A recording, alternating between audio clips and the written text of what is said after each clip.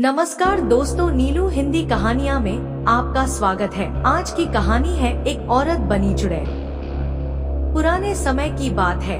पालमपुर नाम का एक गांव था, जहां में रमेश नाम का एक आदमी रहता था। उसकी माला नाम की लड़की से नई नई शादी हुई थी, लेकिन रमेश माला को बिल्कुल भी पसंद नहीं करता था। ऐसे ही कुछ साल बीत जाते हैं। इन्हीं सालों में माला एक बेटे को जन्म देती है। माला को लगता था कि बच्चे के आने से रमेश बदल जाएगा, लेकिन ऐसा कुछ नहीं होता। रमेश फिर भी माला को खूब मारता है और बच्चे से भी बिल्कुल प्यार नहीं करता था। रमेश माला को आवाज लगाता है, माला, अरे माला कहाँ मर गई? चल बाहर निकल। माला बोली, जी क्या हुआ? मैं मोनू को सुला रही थी, उसकी तबीयत खराब है ना। रमेश, तुझे बस मोनू के बहाने आराम करना होता है। चल जल्दी से अब अलमारी से पैसे निकाल कर ला। माला, जी वह तो मोनू की दवाई के पैसे हैं। घर में बस वही पैसे बचे हैं, आप वह पैसे मत लेकर जाओ। रमेश, तेरी इतनी हिम्मत मुझसे जुबान लड़ाएगी? बोला ना जाकर पैसे लेकर आ। माला, मैं आपको वह पैसे नहीं दूंगी, चाहे कुछ भी हो जाए।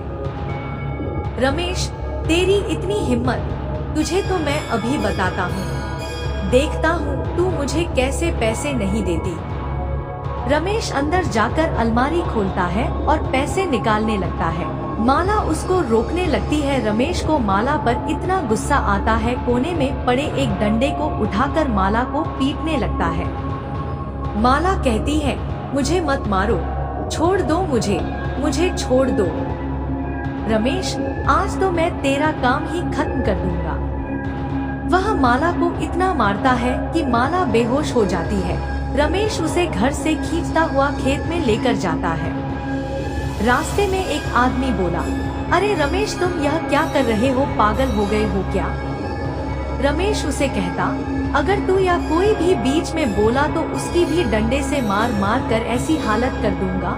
वह आदमी बोलता है, अब तो कुछ बोलना भी गुनाह हो गया है। एक औरत बोली, अरे भैया, आजकल किसी के घर के मामलों में बोलना नहीं चाहिए, जो हो रहा है होने दो।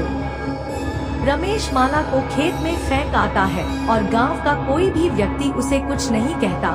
रमेश अपने बच्चे को उठाकर माला के पास में छोड़ने हैं तो माला के शरीर पर बहुत चोट लगी होती है। उसके शरीर से खून बह रहा होता है और उसका बीमार बच्चा उसके बगल में पड़ा रो रहा होता है। कुछ ही देर में वहाँ पर खून की खुशबू से चील आकर इकट्ठा हो जाते हैं और मैं माला की शरीर को नोच नोच कर खाने लगते हैं और माला मर जाती है। रमेश को अपने बीवी और बच्चे के मरने का कोई दुख नहीं होता और कुछ समय बाद वह दूसरी शादी कर लेता है। एक दिन कुछ लोग जब खेतों में काम कर रही होते हैं तो एक औरत अपने पति से बोलती है, मैंने पिंकू को पेड़ के नीचे लिटा दिया है, आप उसका ध्यान रखना, मैं बसी पालक काट कर आती हूँ। वह कहता है, ठीक है। लक्ष्मी पालक काटने में लग जाती है और रामलाल पानी पीने के लिए पास में चला जाता है। उनका बेटा टिंकू उठकर बैठ जाता है और मिट्टी में खेलने लगता है। तभी एक औरत उसके पास आ जाती है। तभी लक्ष्मी बोलती है, यह औरत कहाँ से आ गई? और वह अपने पति को बोलती है, जल्दी टिंकू को उससे दूर करो। तभी रामलाल उस औरत से अपने बेटे को छीनने लगता है। तभी वह औरत चुड़ैल के रूप में बदल जाती है। लक्ष्मी और रामलाल चुड़ैल देखकर बहुत तेज खबर आ जाते हैं। तभी लक्ष्मी बोली, हे भगवान, यह क्या है? वह बोलती है, आप जल्दी से टिंकू को लेकर यहाँ से चलो। रामलाल बोला, मैं अभी कुछ करता, तुम थोड़ा शांत रहो। बस तभी वह चुड़ैल बोली, मैं इसको उठाकर अपने साथ लेकर जा रही हूँ। लक्ष्मी, अरे नहीं, ऐसा मत करो, मेरे बच्चे को मत लेकर जाओ। लक्ष्मी चिल्लाती और रामलाल देखता रह जाता है और चुड़ैल टिंकू को अपने साथ ले जाती है।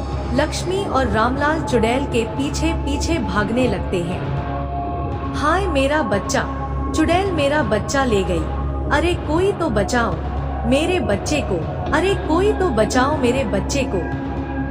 रामलाल कहता, कोई तो फिर टिंकू को बचाओ, पता नहीं वह चुड़ैल क्या करेगी मेरे बच्चे के साथ। गांव वाले चुड़ैल को देखते हैं। और उनको अपनी आंखों पर यकीन नहीं होता। गांव वाले बोले, यह क्या चीज है? इतनी बड़ी चुड़ैल, ऐसी चुड़ैल तो हमने कभी नहीं देखी, और यह तो रामलाल के बच्चे को लेकर पता नहीं कहाँ जा रही है। भगवान ही बचाए इस बच्चे को। चुड़ैल टिंकू को लेकर पता नहीं कहाँ गायब हो जाती है और कोई कुछ नहीं कर पाता। पूरे गांव में उस चुड़ैल की खबर फैल जाती है। सब लोगों में डर बैठ जाता है, कहीं यह चुड़ैल दोबारा ना आ जाए। अगले दिन को चुड़ैल वापस आती है। एक छोटा बच्चा अपने घर के आंगन में चारपाई पर लेटा होता है तो वह चुड़ैल वहां दोबारा जाती है। चुड़ैल की आवाज सुनकर उसकी दादी बाहर आ जाती है। दादी चिल्लाती है, अरे यह चुड़ैल आ गई। अब यह चुड़ैल मेरे पोते को ले जाएगी। कोई बचाओ मेरे पोते को। वह इतनी बुजुर्ग होती है कि जब तक वह अपने पोते को उठाने उसके पास जाती है, चुड़ैल उसके पोते को लेकर वहां से चली जाती है। उस चुड़ैल के डर से गांव वाले बहुत ही डर जाते हैं।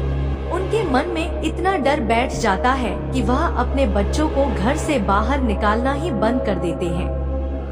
एक दिन रमेश अपनी दूसरी बीवी से उस चुड़ैल के बारे में बात कर रहा होता है। अरे पुष्पा, क्या यह बात सच है कि गांव में कि कोई चुड़ैल बच्चों को उठा उठा कर लेकर जा रही है? पुष्पा, जी बिल्कुल सच है। न जाने भूत चुड़ैल कितने बच्चों को गांव से उठाकर ले जा चुकी है। हमारा बच्चा भी बस अभी 4 महीने का है। मुझे तो बहुत ही डर लग रहा है कि मैं अपने बच्चे को उस चुड़ैल की नजरों से कैसे बचाऊं। वैसे भी मैंने सुना और चुड़ैल की नजर बहुत तेज है। रमेश, अरे पुष्पा तुम चिंता मत करो, मैं हूँ ना, मेरे होते हुए मेरे बच्चे को कोई चुड़ैल छू भी नहीं सकती। रमेश अपनी बीवी और अपने बच्चे के साथ छत पर बैठा होता है कि अचानक चुड़ैल उसके बच्चे के पास आकर बैठ जाती है। पुष्पा बोलती है कि यह चुड़ैल कहाँ से आ गई और वह चुड़ैल उस बच्चे को अपने पास ले लेती है। पुष्पा बोलती है, छोड़ दो मेरे बच्चे को, जाने दो हमें। चुड़ैल, इस बच्चे का ही तो सबसे ज्यादा इंतजार था मुझे। पुष्पा, यह मेरे बच्चे को लेकर जा रही है। रमेश, छोड़ दो मेरे बच्चे को, भगवान के लिए छोड़ दो इस बच्चे को। चुड़ैल, इतना दुख दूसरे बच्चे पर तुझे कभी तरस नहीं आया। चुड़ैल उस बच्चे को लेकर वहां से चली जाती है। रमेश और पुष्पा रोते चिल्लाते रह जाते। रमेश बोलता है, चाहे कुछ भी हो जाए, मैं अपने बच्चे को कहीं से भी ढूंढ कर लाऊंगा। रमेश सारे गांव वालों को इकट्ठा कर लेता है और कहता है, हमें उस चुड़ैल को पकड़ना ही होगा। आखिर कब तक हमारे बच्चों को ऐसे घर में छुपा कर रखेंगे गांव वाले, पर हम कर भी क्या सकते हैं। रमेश, हमें एक बहुत बड़ा जाल बिछाना होगा जिससे कि हम उस चुड़ैल को पकड़ सके। गांव वाले रमेश से सहमत होते हैं। वह एक जाल बिछा देते हैं। उसके बाद मैं अपने बच्चों को बाहर खेलने के लिए छोड़ देते हैं। शाम को जब वह चुड़ैल वहां आती है तो गांव वाले चुड़ैल को एक अभिमंत्रित जाल में पकड़ लेते हैं। चुड़ैल, छोड़ दो मुझे, जाने दो मुझे। रमेश, तुम्हें ऐसे कैसे छोड़ दे? तुमने हमारे बच्चों के साथ क्या क्या किया है, सब सच सच बताओ। चुड़ैल, जो तूने मेरे और मेरे बच्चे के साथ किया वही किया मैंने तुम्हारे बच्चों के साथ। रमेश, मैंने क्या किया तुम्हारे बच्चे के साथ? चुड़ैल, याद कर तूने क्या किया था मेरे साथ और मेरे बच्चे के साथ। हमें मरता हुआ छोड़ दिया और चील हमें नोच नोच कर खा गए। रमेश, क्या तुम मेरी पहली पत्नी माला हो? चुड़ैल, हाँ, मैं माला हूँ, जो मरने के बाद मैं चुड़ैल बदल गई। उसके बाद तुमसे और इन गांवों वालों से बदला लेने आई हूँ, क्योंकि किसी ने मेरे और मेरे बच्चे को बचाने की कोशिश नहीं की थी। रमेश, मुझे माफ कर दो। माना मैं तुम्हारा कातिल हूँ, तुम मेरी जान ले लो, मुझे माफ कर दो।